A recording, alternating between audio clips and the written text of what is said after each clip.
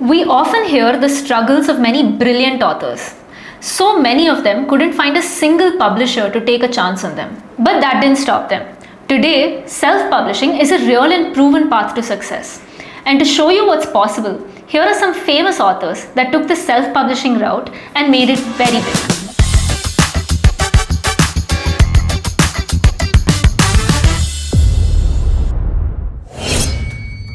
50 Shades of Grey by E.L. James started as a Twilight fan fiction. She first published it online, then turned it into an original story, then self-published it as an ebook. Soon, it became a global hit. 50 Shades of Grey was translated into 50 languages and sold over 125 million copies. It was also adapted into 3 blockbuster films. And it all began with self-publishing. Amish Tripathi faced over 20 rejections before deciding to self-publish The Immortals of Meluha. He and his agent decided to split the costs and Amish handled the entire marketing himself.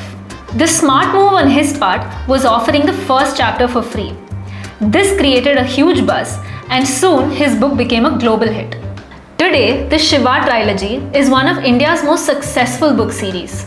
The first book alone sold more than 40,000 copies before being picked up by a traditional publisher. And even John Grisham had to start small. His first book was published by a small press and he had to buy most of the copies himself. He even sold copies from the trunk of his car. Today, A Time to Kill has sold over 19 million copies and has inspired a major film adaptation. After becoming a widow, Irma Rombauer used up all of her savings to publish a cookbook, The Joy of Cooking. With the help of her daughter on the design, she published the first edition herself. Today, The Joy of Cooking has sold over 18 million copies.